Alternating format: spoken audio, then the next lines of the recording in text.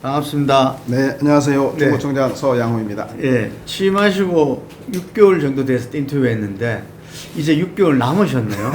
벌써 네. 그랬나요? 예, 그때 그 노인분들한테 그 뭘 줬죠? 어르신 공로수당이라고. 어르신 공로수당 주가지고 전부 다 뭐 중구로 이사 가야 되겠다. 네, 네. 이런 이야기 들 정도로 딴 구청장들이 굉장히 피곤해하더라고요. 자기들이 네. 그걸 민원을 많이 받는데 예, 예, 왜 중구청에서는 해주는데 우리는 왜 안 해주냐고. 그거 지금 어떻게 진행되고 있습니까? 네, 어르신 공로수당은 현재는 복지부와 네. 그리고 말씀드린 대로 많은 시장 군수구청장들이 중고만 줘서 우리 죽겠다라고 네. 하도 민원을 많이 넣으셔서 네. 지금은 사용처를 지역화폐로 그 대기업을 제외한 모든 곳에 다 쓸 수 있었거든요. 예를 들면 병원, 그 약국, 동네 골목길에 시장, 슈퍼 뭐 다 썼는데 기초연금하고 유사하다고 하는 예. 복지부의 계속적인 문제 제기로 인해서 영양 더하기 사업이라고 65세 이상 어르신들이 특히 기초연금 받으시는 분들이 하위 소득 70% 되시니까 예.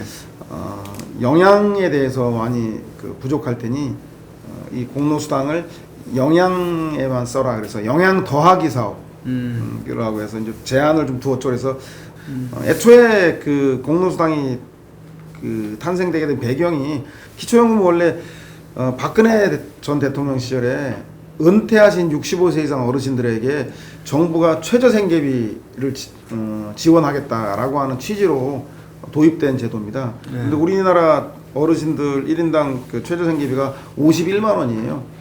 근데 처음에 기초연금이 15만 원으로 설계됐거든요. 예.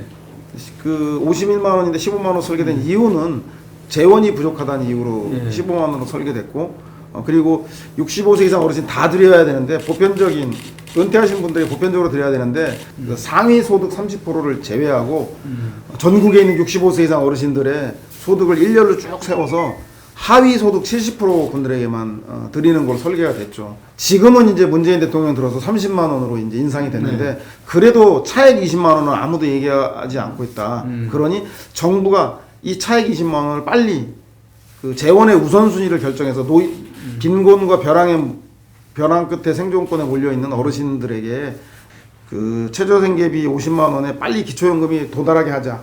우리 중구가 시범적으로 허리띠를 졸라매서 그 중에 10만 원을 부담할 테니 서울시와 중앙정부가 시범적으로 한번 10만 원을 줘봐라. 그럼 50만 원 가지고 우리 중구가 해보면 얼마나 어르신들이 생활 수준이 나아지는지 한번 보자라고 제안했던 사업이죠. 그래서 정부가 설계한 기초연금과 최저생계비 50만 원의 차액을 빨리 메꾸자라고 하는 취지로 했기 때문에 오히려 시장 군수구청장님들이 왜 중고만 주느냐가 아니라 왜 기초연금이 최저생계비 50만 원에 못 미치느냐라고 저희와 함께 힘을 모아서 정부의 재원의 우선순위를 OECD 국가 중에서 자살률 1위, 빈곤율 그 1위인 이 부끄러운 현실들을 노인 빈곤율. 네, 노인 빈곤율 1위인 이 부끄러운 현실을 빨리 극복하는데 함께 목소리를 냈더라면 그 지금 현재 문재인 대통령 하에서 기초연금이 30만 원이 아니라 40만 원, 50만 원이 되지 않았을까. 그래서 일단 뭐 그것은 성사되지 않았지만 저희 중구에 우리 중구에서 어르신 공로수당을 지금 그 어르신 영양 더하기 사업으로 10만 원 더 소득 보전을 해드리고 있는데 네.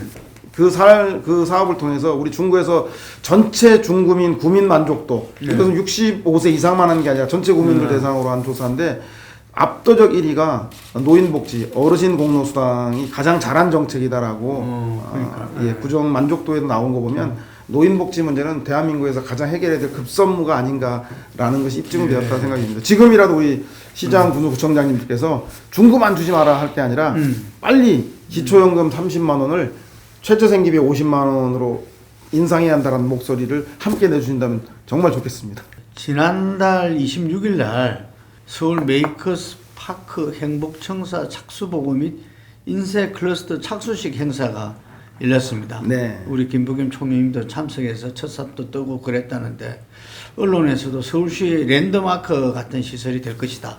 이렇게 주목하고 25년도에 완공 예정인데요. 좀 소개 부탁드리겠습니다. 네, 우리 중구는 전체 중구 인구의 약 70%가 신당역, 약수역, 청구역 일대에 우리 중구의 70%인 약 8만 7천 살고 계십니다. 네. 시내에는 사실은 거의 살지 않으십니다. 그렇죠. 그런데 네. 구청이 을지로에 인쇄소 한복판에 있습니다. 그래서 주민들이 사용하기 불편하고 또 시내에 살고 계시는 분들이 주로 자영업이나 소상공인들인데 또 자영업 소상공인을 지원하는 시설은 별로 없고 네. 그래서 구청을 중구민들이 계신 신당역으로 현재 충마톨이 우리 중구 그 소유거든요.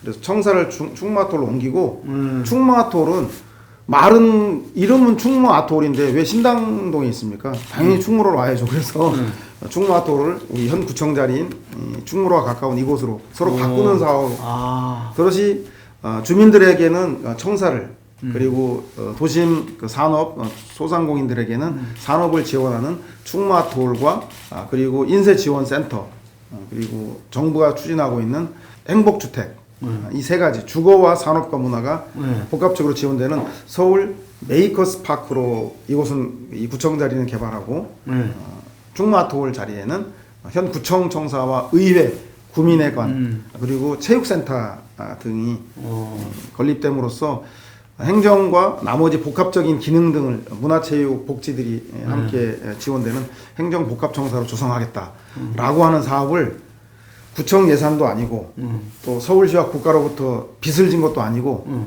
SHLH가 4천억을 투자해서 짓겠다고 그 자원을 유치해서 청사를 새로 짓게 되는 것이죠. 따라서 우리 주민들이 안 좋아할 수가 없죠. 내가 낸 세금은 교육이나 복지를 위해 쓰이게 하고 그리고 이 시설물이나 이런 데 예산이 많이 드는 이런 사업들은 국비하고 시비를 유치해 와서 짓는 중구의 지도를 바꾸는 일이어서 중구민들의 압도적인 다수가 지지하고 특히 시내에 있는 도심산업, 그 도심 제조업에 종사하시는 분들도 여기 이것을 인쇄지원센터로 만드는 것에 대해서 적극적인 지원을 하고 계십니다.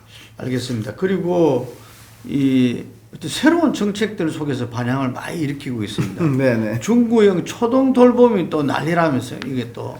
네, 중구형 초등돌봄이 요번에 MBN과 전국 시장 군수 구청장 협의회가 주관한 좋은 정책 대상을 수상했고 대상 받았어요? 네, 그렇습니다. 서울에서 유일하게 대상 받았습니다. 엄격한 심사를 통해서 발표한다는데. 그럼요. 네, 그리고 2019년에는 대통령상 저출산 우수 정책으로 대통령상도 수상했고 그리고 교육부 장관상도 수상하고 중구가 지경하는 중구형 초등돌봄은 진기로만이 가지고 있습니다. 왜냐하면 그만큼 우리가 저출산을 선택할 수밖에 없는 그 이유가 저출산인 이유가 아이 키우기 힘들어서 그런 문제가 가장 커서요. 문재인 정부 들어서서도 이 돌봄을 했는데 돌봄 추진하는 과정에서 다양한 현실적 문제 때문에 오후 5시 이전에 끝나는 반쪽 돌봄이거든요. 보통 직장인들이 장사 끝나고 직장 마치고 집으로 돌아오면 7, 8시간 넘는데 5시에 끝나게 되면 결국은 아이를 다시 할머니 할아버지가 맡긴다든가 사교육에 맡길 수밖에 없고 그리고 그 돌봄의 질도 사교육과 비교했을 때 너무 품질이 떨어져서 사교육을 또 선택할 수밖에 없는 그런 돌봄 수준이었는데 그 우리 중구에서 그 점에 대해서 평가 분석해서 구청이 직영하는 돌봄을 만들자. 왜냐하면 국공립 어린이집도 지방정부가 그러니까 국비 지원을 받긴 하지만 관리 운영 주체는 지방정부거든요. 그래서 지방정부가 국공립 어린이집을 훌륭하게 운영하는데 왜 돌봄은 못하겠냐라는 문제의식으로 초등돌봄을 우리 구청이 어떻게 운영하시는 겁니까? 아니 아이들 수가 줄어들지 않습니까? 학교에는 건물이 남아요. 시설물이. 그런데 돌봄 시설물들은 서울시하고 그 복지부가 주는 예산은 학교 밖에다가 돌봄을 설치해야 되는데 우리 중구는 시내 한복판에 있는데 학교 밖에 임대료가 너무 비싸서 돌봄 공간을 시설을 임대할 수가 없습니다. 정부 예산으로 지원해준 예산으로.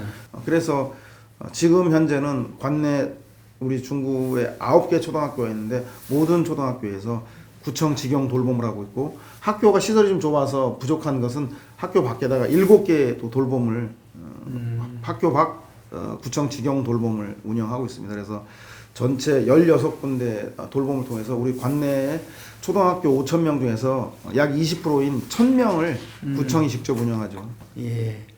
이 외에도 교육에 관련한 사업을 상당히 집중하고 계시는데 구청 직영교육 4+1 정책이라고 네네. 또 있는 모양 이게 만족도도 굉장히 대단하다고 알고 있는데 어떤 내용입니까? 네, 그 영유아의 국공립 어린이집 완전 공보육화, 초등학교의 돌봄과 방과후, 중학생들의 진로직업센터, 그리고 중고등학생들에게 진학상담센터 이 네 가지를 완전히 구청에서 직접 직영하고 플러스 1은 방과후까지 내년에 하게 되었다라고 해서 4+1 직영 체제를 통해서 보육과 교육을 획기적으로 강화해서 아이 키우기 힘들어서 중고를 떠난다는 얘기 더 이상 안 나오게 구청 예산을 적극적으로 투입하고 있습니다. 이를테면 전임 구청장 시절에 어린이집에 1년에 68억 예산 지원하던 것을 제가 구청장 되고 3년 만에 123억을 지원하고 있으니까 2배 가까운 예산을 지원하고 있죠.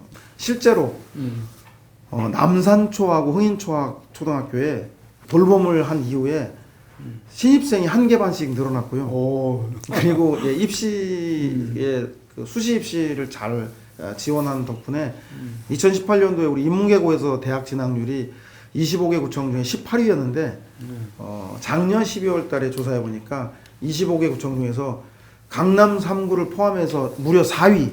그러니까 강남 3구 빼면 사실상 전체 서울시에서 1등인 대학 진학을 보이고 있습니다.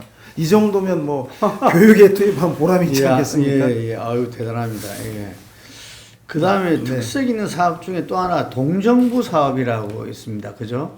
주민자치와 마을자치를 상징하여서 동정부를 정립하신 거 아닌가 이렇게 싶은데요. 이 동정부 예산만 지금 300억 안팎이라고 들었습니다. 이게. 아니 저는 제가 서울시 구청장 협의회나 전국 시장 구청장 협의회를 가면 대부분 광역 정부나 중앙 정부의 권한을 기초 단체에 달라고 많이 주장하고 요구합니다. 예. 이게 자치분권이다라고 얘기를 하십니다. 전 맞다고 생각하는데요. 그러면 구청은 동에 우리 권한을 얼마나 위임해주고 있는가? 그 얘기 뭐냐면 사실은 구청도 광역과 중앙 정부와 그 생활 거주하고 있는 그 주민들과 연결하는 연결 부서의 성격이 강하거든요. 구청이 직접적으로 주민을 상대하지는 않습니다. 구청의 정책이라던가 서울시 중앙 정부의 정책을 동에서 실현하게 하죠. 이를테면 재난지원금 동에서 줍니다. 그 다음에 그 우리 현재 맡고 있는 코로나 백신 접종도 보건소에서 접종을 하고 있으나 그 보건소에 가게끔 하고 있는 많은 정책들은 동을 통해서 동에 있는 단체장이라든가 통장님이라든가 주민자치회라든가 이런 분들 통해서 동을 해서 하고 있는 거죠.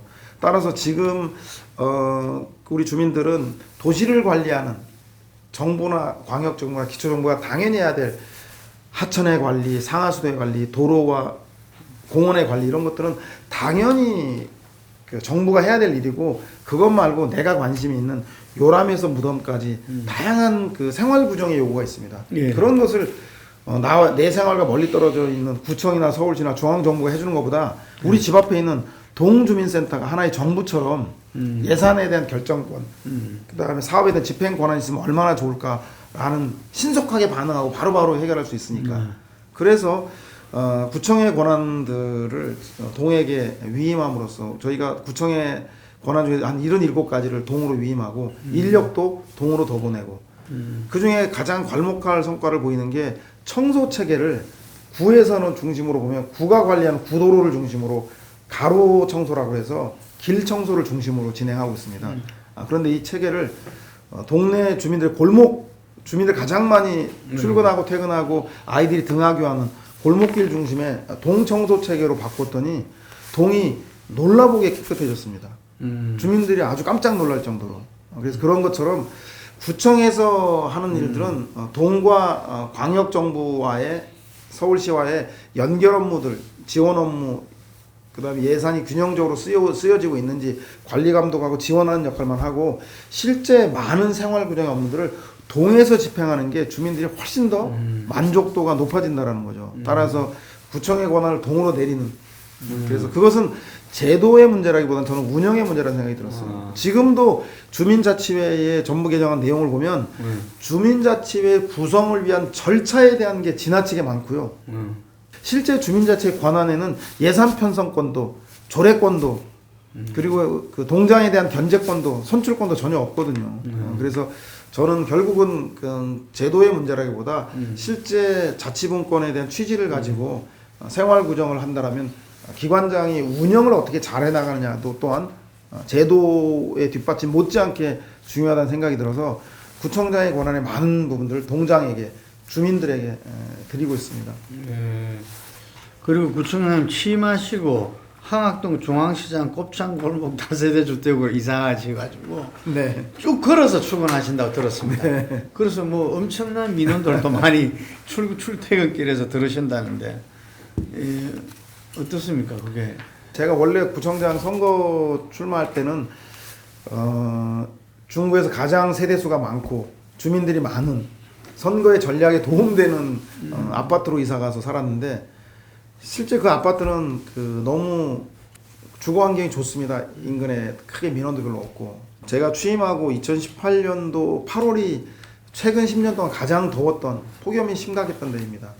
그래서 그 폭염 때문에 동네를 구석구석 집집마다 다 들어가 보게 됐는데 깜짝 놀랐죠. 우리 중구의 그 전통시장 주변에 있는 오래된 노후주택들의 상황을 보고 그 중에서 한 동이 바로 제가 지금 살고 있는 황학동이었는데요. 네. 그래서 내가 황학동으로 이사 가서 거기 살면 나도 관심을 더 갖게 되고 우리 구청 공무원들도 관심을 조금이라도 더 팔이 안으로 굽는다고 그러면 산적한 동네 문제 해결하는데 도움이 되겠지 하고 이사를 갔는데 괜히 갔어요. 너무 힘듭니다. 이 동네라는 게 도시라는 게 짧은 기간 동안 바뀔 수 있는 게 아니더라고요. 그래서 고생을 많이 하고 있습니다. 그런데 주민들께서 새벽에 5시에 구청장이 집을 나와서 걸어서 한 7개 동을 한 2-3시간 동안 돌고 민원을 수백 가지를 받아줬고 그리고 바로 또 그 민원 처리 결과에 대해서 하루나 이틀 만에 이거는 안 된다, 이건 된다, 이건 언제까지 되고 이건 왜 안 되는지 뭐 이런 것들을 소상히 알려드리니까 처음에 한두 번 하다가 그게 3년 6개월이 쌓이니까 이제 주민들이 저 구청장은 저 정치인은 말만 하는 사람이 아니라 실천하는 사람이다. 그리고 이건 된다 안 된다 분명하게 얘기해 드리니까 속이 좀 시원하다고 그래서 거의 매일 걸어서 출근을 하면서 민원을 청취하고 있습니다. 그래서 뭐 청사 이전하는데 뭐 5천억이 드네, 어르신 공로수당에 170억이 들었네, 아이들 돌봄에 뭐 대통령상을 받았네, 이런 것도 상당히 예산을 유치해 오고 주민들 위해서 도움 드린 것도 큰 보람이긴 합니다만 그것보다 동네 다니면 동네 주민들이 아이고 동네가 많이 깨끗해졌다, 청장이 이렇게 주변에 통장처럼 가깝게 편하게 이야기할 수 있어서 좋다라고 하는 이야기가 훨씬 더 저한테는 저를 더 열심히 일하게 하는 동력이 돼서 그것이 훨씬 더 듣기 좋은 얘기인 것 같습니다. 그 청장님께서는 이 과거 정치 비평으로 이렇게 유명하신 분인데 저는 구청장 때 처음에 깜짝 놀랐어요. 이게 행정하는 일은 이렇게 좀 쉽지 않잖아요. 이거는 정말 어떻습니까? 4년간 이렇게 쭉 해보시니까 그래서 앞으로 중구는 어떤 도시로 가는 게 맞는 건지 그런 청사진도 있으시면 들려주시기 바랍니다.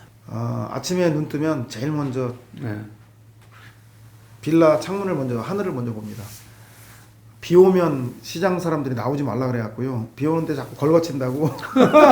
그래서 비 오는 날이 제가 노가다도 아닌데 비 오는 날은 저희가 걸어서 안 가고 지하철을 타서 구청으로 출근할 수 있는 날이어서 그럴 정도로 아침에 눈 뜨어서 새벽에 5시에 나오면 4시에 일어나야 되거든요. 그리고 여름철이나 또 겨울철에는 춥고 더울 때는 이걸 또 나가야 되나 매일매일 집 앞을 나설 때가 고역이죠. 그게 생활이 돼 있는 사람이 누가 있겠습니까? 그런데 또 다녀보면 또 주민들한테 이야기를 듣고 활력을 느끼죠. 제가 구청장이 되고 나서 우리 주민들은 행정을 저렇게도 하는구나, 정치인이 이런 모습도 있구나라고 하는 새로움을 보여드리는 건 되게 좋은 것 같고 주민들은 되게 좋아하시네요. 그래서 구정 만족도 평가하는데도 이번에 91%의 주민들이 구청이 일을 잘하고 있다라고 평가해 주신 거 보면 근데 이제 문제는 우리 직원들이 너무 힘들어하죠. 기존에 보지 못했던 구청장에서 그래서 그런 일장일단이 있는 것 같고 그런데 정치인 출신 구청장 그리고 정치 평론했던 제가 구청장 돼서 전 주민들이나 제 스스로도 대견스러운 거는 공무원들이나 또 지방 의원을 하셨다가 이렇게 오랫동안 지방 의원을 하시다 구청장 되신 분들은 자기도 모르는 사이에 주어진 예산, 주어진 조례, 주어진 제도, 주어진 정책에 의해서 규정당하시더라고요. 그러니까 상상력이 별로 없으시더라고요. 뭘 제안하면 이건 안 돼, 이건 예산이 없잖아. 이건 안 돼, 이건 조례 없어. 예를 들면 돌봄을 딱 제안했을 때 천편일률적으로 우리 구청의 관부들이 아니 이거를 그 교육청 사업을 우리가 왜 하죠? 그리고 구의회도 교육청 예산으로 해야 될 걸 왜 구 예산을 올리느냐? 그런데 우리 구민들은 이 사업이 교육청 사업인지 정부 사업인지 그렇지. 구청 사업인지 관심이 중요하지도 않고 관심도 별로 없으세요. 우리 아이가 학교 수업 이후에 돌봄을 받고 싶고 방과 후 교육이 질 높게 받고 싶은 게 중요한 것이지 이 목표를 달성하기 위해서 부족하다면 제도를 만들고 부족하다면 예산을 만들어야 되는데 이 거꾸로 목적은 없고 과정에서 제도가 없으니까 예산이 없으니까 안 된다가 돼 있더라고요. 그래서 전 제가 정치인이고 정치평론했던 사람으로서 행정이나 이런데 익숙하지 않아서이도 있지만 그런 상상력을 가지고 만들었던 어르신 공로수당이라든가 돌봄이라든가 또 아직도 제가 중구가 아파트가 별로 없다 보니까 이 만성적 주차난에 시달리고 있는데 공공에서 우리가 발렛을 하는 주차장이 없는 동네에서 발렛을 집에 차를 끌고 오지 말고 집 앞에서 전화를 하면 우리가 중구에 저녁이면 퇴근해서 비어있는 무궁한 무궁무진한 빌딩들이 많거든요. 그것과 연계해서 공공 발렛을 하면 주차 문제를 완전히 해결할 수가 있거든요. 그런 문제라던가 그것도 하고 있어요. 이런 내년의 주요 사업 중에 하나입니다. 그래서 그런 발상의 전환들을 할 수 있는 그 무궁무진한 가능성 안 되면 되게 하고 되면 더 잘하는 그런 그 상상력과 발상의 전환들이 저는 저의 가장 큰 장점이라고 생각이 들어서 청사 이전도 구청에서 30년 전부터 얘기가 나왔다고 하는데 뭐 아무도 그러니까. 실현하고 있지 못하는데 SHLH 예산을 유치해서 이렇게 하게 된 것도 그렇고 그런 발상의 전환, 주민의 필요성을 가장 우선시 생각하는 그리고 예산과 제도는 거기에 맞추면 된다라는 게 가장 구청장으로 하면서 제가 할 수 있는 역할 보람이었던 것 같고요. 중구민을 위한 도시를 만들기 위해서 내년에도 남은 임기까지 최선을 다해서 노력할 생각입니다.